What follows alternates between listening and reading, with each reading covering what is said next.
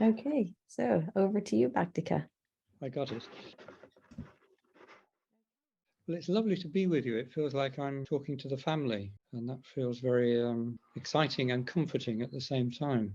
And what I'm going to be talking about is a mixture of learning that I've learned from Nagapriya's book and two other books, which I'll introduce, which I think interweave rather well, but it's an ambitious idea to interweave them because they're all quite different to each other. But I'm also talking about my own experiences, beginning with the loss of Sundari, but also experiences over the last year of reconnecting with you and the Sangha and things that have come from that. So it's very personal and quite emotional, but it's also quite I'm trying to be articulate about teachings, which is a different sort of way of being than talking about feelings. So when I'm talking about ideas, I may read, because in some ways reading is a way to be concise and articulate at the same time. And when I'm talking about feelings, I'm less likely to read, because in a way reading gets in the way of expressing things that are quite personal and intense at times. The title of the talk is "This World and the Pure Land Are Not Apart."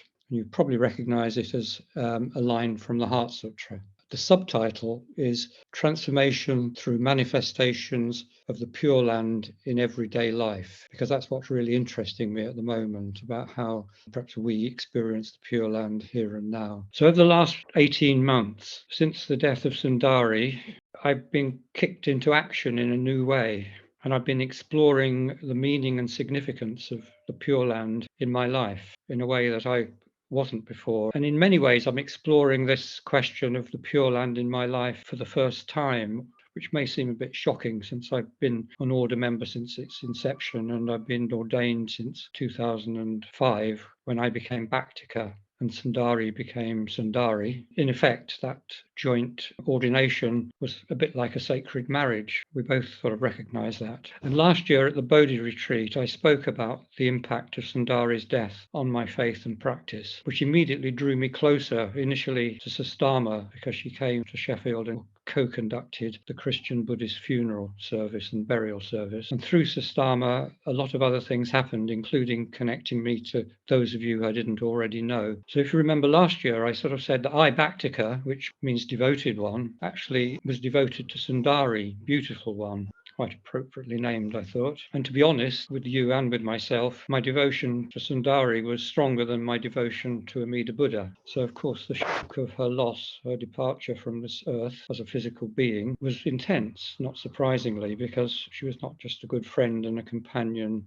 She was, I was very devoted to her, and we had a strong relationship. And so I realized two things as I began to process my grief. The first was that the love continues. While the love continues, the relationship continues, and it still does. I know that. It's a strong, palpable feeling that I still have a relationship because the love continues. And what form it takes, of course, is a question, probably not for now, but it's not the same as the relationship I had with her when she was physically here beside me. I can't talk to her in the same way. I can't hug her in the same way. Things have changed. And the other realization is that although Sundari was the love of my life for 20 years, we were 20 years together, it wasn't all peace and tranquility. I think this is something that you probably know about relationships. They're not straightforward, intimate relationships, and you have your ups and downs. And I would even say, as well as moments of intense love, there are moments of intense hate, which fortunately don't last very long. And I remember that I wrote a love letter to her on the first anniversary of her death. And in it I wrote,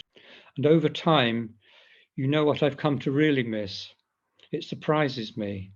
I've come to miss our conflicts, at times creative, at times painful, but always intimate, riding the waves of fear, taking us deeper into ourselves and our relationship. How I miss that. Discovering who we each are, it's work in progress, incomplete. And in a sense, it may never complete, or maybe it has completed." And the other thing I discovered, which was a sort of saving grace in a way, a realization that Amida's life reflected brightly off Sundari, but she wasn't the primary source of that light. She was the bright reflection. But the loss motivated me to search for the primary source, which of course I knew I had the answer. The answer is Amida Buddha, highest one, Buddha of infinite light. and measureless compassion. So the answer was there waiting. The question was, could I experience it? And I say this as an Amida Buddhist, and I just want to frame this now before I move on. If I were a Christian or a Jew or a Muslim, I would probably have a different answer, but that answer wouldn't be any less valid. I think it's really important to us Buddhists that we don't claim exclusive knowledge through our connection to Amida Buddha. So what I'm doing now and have been doing over the last several months is revitalizing my connection to Amida Buddha and to this Sangha. And it feels creative, more creative than it ever did previously. And the question that I'm grappling with, and I honor my ancestors, I think this is really important. It's an issue that we're talking about in the Sangha at the moment. And part of my honoring of my ancestors is to recognize that Dharmavidya made an immense contribution. He created this order and the school that is associated with it, became associated with it. And personally, I'm very grateful to him for giving me my Dharma name, a sacred gift. It's changed my life immensely. I also know that his departure has created the space for the order to develop in new ways and with a more collective style, co-learning, which I very much welcome. A journey of transformation under Sastama's gentle and skillful leadership. So I really want to appreciate the old and the new together. Both are really important for me. This talk is based on this book, Nagapriya's book, The Promise of a Sacred World, Shinran's Teachings of Other Power. And I've read the whole book now, but I'm also going to bring in this book. It's by a woman called Kim Hermanson, Deep Knowing, Entering the Realm of Non-Ordinary Intelligence. It's basically about shamanism, and I'm going to make the link between Amida Buddhism and shamanism using Nagapriya's book as a justification or explanation for that. And the third book I'm going to bring in is this book called Love in a Time of Extinction, Navigating an Eco-Apocalypse by a very old friend of mine called Anne Garrity. I'm going to begin by trying to explain the relationship between those three books to me, because it might be a bit surprising how I see them connected. As Buddhists, you're probably familiar with the phrase, the finger pointing at the moon. The reason people use this phrase is because we get a bit taken by the finger and we lose sight of the moon. We somehow focus our attention on the finger. And when I thought about it, I thought, well, actually, it's not only Buddhists that say that. Taoists also say something very similar. Taoists say that which can be spoken is not the Tao. The Tao can't be put into words, in other words. And something else I studied about 30 years ago, NLP, it has a phrase, the map is not the territory. It's the same sort of idea. We can create maps, but that's not the real thing. So I'm interested in what's the real thing that the finger is pointing at. And now to Nagapriya's book. I think it's a brilliant exposition of the pointing finger. He's made an immense contribution to Amida Buddhism by his careful and comprehensive and scholarly research, mapping the works of Shinran and other founders of Amida Buddhism. And his contributions even more extraordinary because he doesn't identify as an Amida Buddhist. He's an ordained member of Triratna order. The book is a homage to Shinran, an analytic contribution, providing, in my view, valuable insights of the Pure Land and Buddhism, tackling complex questions such as the nature of nirvana, shunyata, Buddha nature, shinjin, jinan, mappo, and sukhavati. So he writes about all those quite complex concepts that are foundational to Buddhism. But he's only the finger pointing to the moon. And for me, it lacks the essential ingredient that might unlock direct experience of the moon, or of the Tao, or of Pure Land. So that's why I'm referring to other sources as well. How do I find access to the direct experience of the Pure Land, which I think is available to us? But interestingly, Nagapriya shares personal experiences in his book, both at the very beginning and at the very end, that do shed light on his direct experience. I don't want to spoil the book for you, those of you not read it, but I really do want to summarize his personal experience because it's such a crucial thing.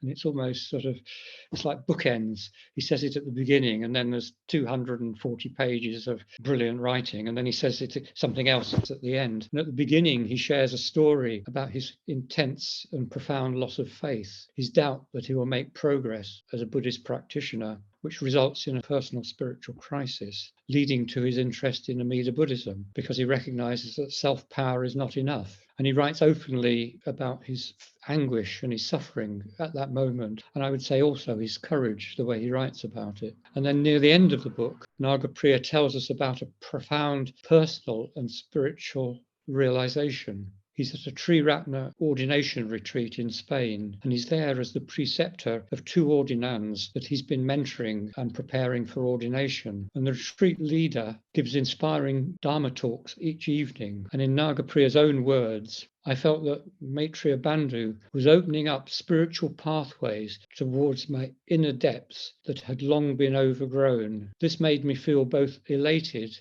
and sad at once. Elated to remember that those pathways and depths still existed, but sad that I'd not been fully honouring them. Nagapriya then tells us, I quote, "Ordination is something sacred." Even just the words reverberated for me, like I was remembering that I speak some ancient language. Our Buddhist names are sacred. We are living sacred lives. And you can probably recognize I'm reverberating. That really touches me. And the retreat leader goes on to say, we offer the possibility of a life with meaning. Our order offers a context in which our life has meaning. And that touches me, Bhaktika. I believe our order is about that too, a life of shared meaning. And I realize that my connection to Amida is through relationship with others, as it was with Sundari. It is with you, my fellow Sangha members. And not just you, beyond the Sangha as well, but especially the Sangha. And that's how I find Amida, through relationship. It may be true for you, and maybe other ways for you. People talk about nature, going into nature, seeing the sunset over the mountains. That touches me, but not to the extent as relationship. It's relational for me. And that's a sort of discovery that I always knew. And now I want to say about my early training, my early experiences in the Mida order. Going to be some confessions coming up soon. My earlier training in other power Buddhism had possibly lacked something for me, or perhaps more likely, I was not ready to receive the sacred intrinsic to that earlier training. There was one piece of advice I received that I believe was unhelpful in its impact on my training in spiritual practice. It was the recommendation to fake it till you make it. I don't know whether that's familiar to anyone else who's in the order a long time, but I remember being told, fake it till you make it. Maybe this advice is helpful for some people, but for me, it had the effect of becoming proficient in faking it. And now I want to say something that's quite concretized that experience, which is embarrassing, but I really want to share it. To give you a concrete example from my experience of chanting the Nembutsu, I have memories of processing round the shrine room, chanting the Nembutsu, feeling bored, being mostly focused on the distance between myself and the person in front, getting curious about how the gap increases and decreases, wondering when the bell will sound, and then which route I would take to get back to my seat. A bit like musical chairs, but knowing no seat would have been removed. It's really like that. I've got some way to go. And another aspect of it, images of the Pure Land, described as overflowing with jewels and gold, don't do it for me.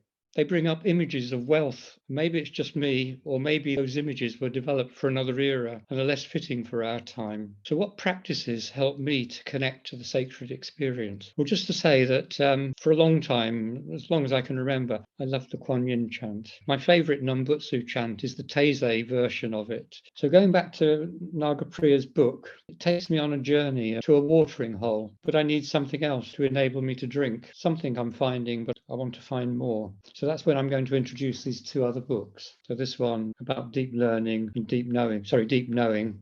It offers practices to connect one directly to sacred experience. The author, Kim Hermanson, describes as vibrational intelligence. So it's the vibrations of the body. You know, earlier when Nagapriya described that disturbance, I was feeling those vibrations. I see that as a spiritual experience. I'm moved spiritually. I'm not choosing that. It comes to me. You could say it's feelings, but it's more than feelings. For Kim, her spiritual journey began not by choice, following a catastrophic car crash where she broke her spine. And an idea in the book, which is not only common to her book, but it's common to other forms of shamanism as well, is that what can put us into access to these deeper experiences is unique images, metaphors, and qualities that connect us to that deeper experience. But rather than have them given to me like a land full of jewels and whatever, to find them through my own direct experience. So that's what I want to explore with you. And I think the principle here is being open to what arises and valuing that as a shift It could be seen perhaps as a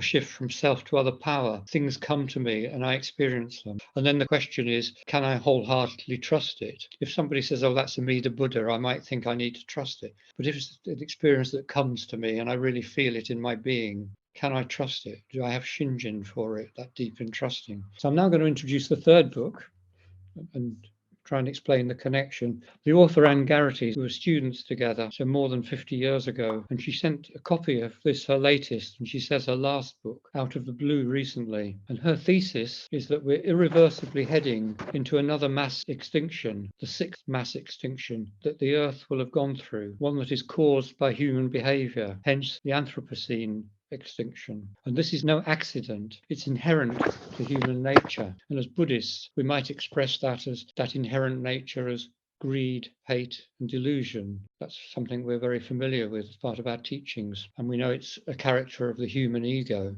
And it's interesting, perhaps, that 2,500 years of Buddhism has not found a remedy sufficient to avert the eco-crisis that we seem to be heading into. And it was also, in a sense, you could say, the view of Honen and Shinran, because they both took the view, in their time, we had entered the age of Mappo, the age of the final Dharma, a degenerate age that was leading into a decline of civilization, which Anne argues is happening now. Both Honen and Shinran argued was happening then, and that's why they focused on other power. And in Anne's analysis, we shouldn't be surprised about this. It's not unexpected, because it's inherent to the nature of human beings. One challenge is the nature of the brilliant human mind. We have separated ourselves from the undifferentiated flow of life that other animals inhabit. We've become conscious we're alive rather than simply being alive. This alienation from instinctual flow of life through our bodies has allowed us to develop language, self-awareness, and to construct complex societies and technologies. It has also led us to denigrate the intelligence of the instincts and pay no heed to the communications from nature, warning us that we are destroying the very web of life that sustains us. Anne points out that our capacity for abstract and conceptual thought enables us to wield great power over life. We've become addicted to that power and marginalize our equally important vulnerability to life. Quoting again, and because we know death is the annihilation of the individual self, which in modern culture is our identity, we will do almost anything to avoid death. We will even destroy what makes life worth living to live a little longer in a life that's not worth living, therefore. It's not a good recipe for stewardship of life on earth. As Buddhists, we learn that the individual fixed self is an illusion, anatta, an illusion that our ego holds on to for its own existence. It's a sobering thought that this illusory individual self is the root of destroying life on earth, and in the meantime is creating immense inequalities as those with power do so relentlessly, reaching for more and more wealth, more consumer goods, more medical technologies to prolong life. Already in many parts of the world, through famine, disease, war, and environmental disaster, millions are dying. And those of us in privileged countries are not only not recognizing how we are implicated, that we are a karmic cause. Indeed, in many countries, including the UK and the US, we are attempting to build higher barriers to keep out refugees seeking a place of sanctuary from man-made disaster that we have a hand in collectively as a society. But I think it's far more than political. I think it's very personal, and people who dedicate themselves to a better world. Following on from that, I would say the ultimate delusion, a human conceit, is that we can control nature. So when the crises manifest in multiple ways,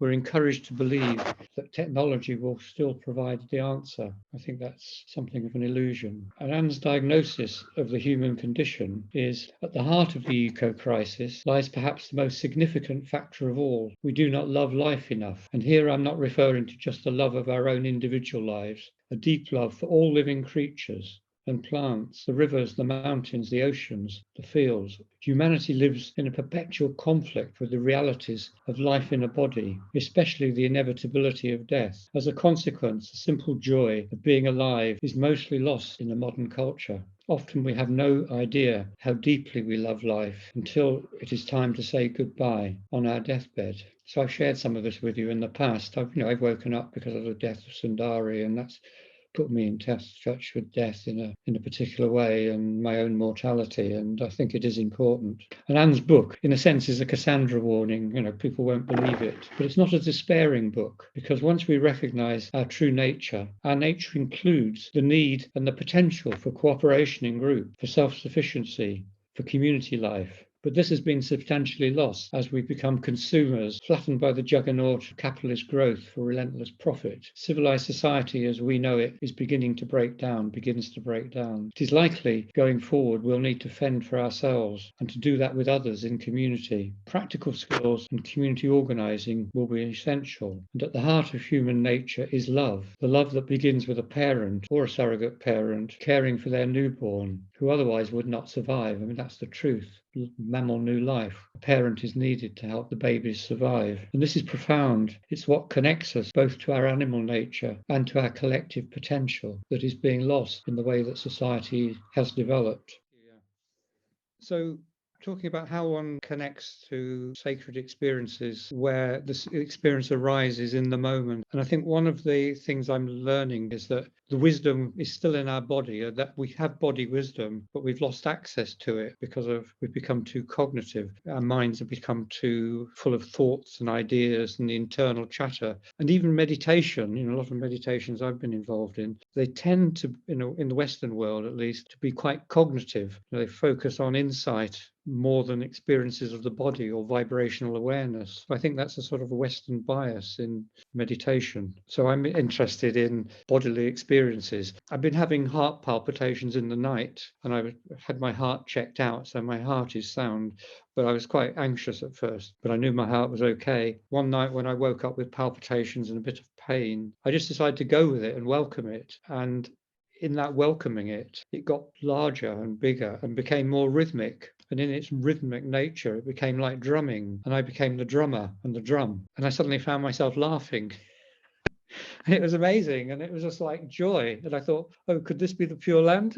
Because I'd taken something that I could have been really anxious about, had been previously very anxious about. And just because I'd gone into the experience, I'd welcomed it. It became a completely different experience. There's various ways of describing that. But I'm suggesting that is picking up the vibrations, welcoming it, and the metaphor of the drum. It became a completely different experience that brought me joy. And another time, I have a problem with balance sometimes. It's called gluten ataxia. It's something to do with the cerebellum. Sometimes I have balance problems, and the day after I had that experience, I was walking in the park and I could feel the ground moving underneath me like I was on a boat. And I thought, okay, there's no danger here. It's not extreme. It's quite a safe place. So go with it. Just let it happen. And it got a bit dancey. So I sort of went with it as dancey, and it was like I was dancing and the ground was my dance partner. And it was wonderful. So I think these are sort of like accessing to some experience that brings joy or brings safety, or whatever the quality is. It can vary depending on the context. So I think this is access to the Pure Land. And then a third occasion, because it's quite different, I was up at my local hospital. I'd gone there to have a blood test. So I was in the waiting room waiting to be called into a booth where my blood would be taken for a sample. And I was sitting there thinking, how shall I occupy my time? And I thought, oh, vibrational intelligence. So the idea is one thinks of an image, what image comes up, and then one works with that image. And the image that came up, perhaps not surprisingly, was a hypodermic needle, a hypodermic syringe and needle. So I thought, okay, that's the image. So what's the metaphor? And the metaphor was the hypodermic syringe penetrating the skin. And initially I recoiled. I thought, oh my God, just that feeling, that sense of the needle. And then I thought, no, you're not getting this right. I've got to be the needle. That's the way around it. I'm not the victim of the needle. I am the needle. To become the needle. And the qualities were penetration, accuracy, and connecting to lifeblood. Those were the qualities when I sort of explored it, of that metaphor. And I thought, maybe I need to be more like that in my life. Maybe this talk, there's some penetration going on here. There's some accuracy maybe going on here, and there's connecting to lifeblood going on here. And there's a bit of me that needs to be more like that. I don't immediately think, oh, that's me, but maybe I need to be more like that. And then when I thought that, actually, if we know the Pure Land is assured, what are we going to do? What qualities are we going to bring into our lives? Because the world is still going on. We're in an eco crisis. If we're saved, well, We don't need to worry about that anymore. So how am I going to live my life? Maybe I'm going to be more penetrating. Maybe I'm going to be more accurate. Maybe I'm going to be more connecting to life blood. I'm getting a message about how to be in the world. That's just one example. There could be many more. Because if we're saved, why worry about that? But the world's in a right mess. What's our contribution? We're a collective. We're a Sangha. We're going to do it together, aren't we? If we work together. We're not going to save the world, but we can contribute. And I think I just jumped to the end of my talk there in a really rapid way. I've missed out some bits, but I think I've said all the important things. I haven't said anything about Jinan. I'll just say this one thing. Nagapriya's book has got a whole chapter on Jinan, or it is translated as naturalness or spontaneity. He argues that it's the most mysterious term in Shinran's writings. When Shinran talks about Jinan, he's talking about other power, which in turn means he's talking about Amida Buddha and Buddha nature. And he defines Jinan as made so from the very beginning, or without the practitioners calculating in any way whatsoever, or no contriving. I thought, no contriving, that's no faking it. Don't fake it, because no contriving. If you're really going to go to this deeper level that Shinran was on about, no faking it. And I find that reassuring. So the final thing, just to reiterate, is we are foolish beings, but we entrust together our lives to Amida Buddha, knowing that the Pure Land is here and now, just as it is, just as we are. So let's get on with it. Namo Amida Butsu.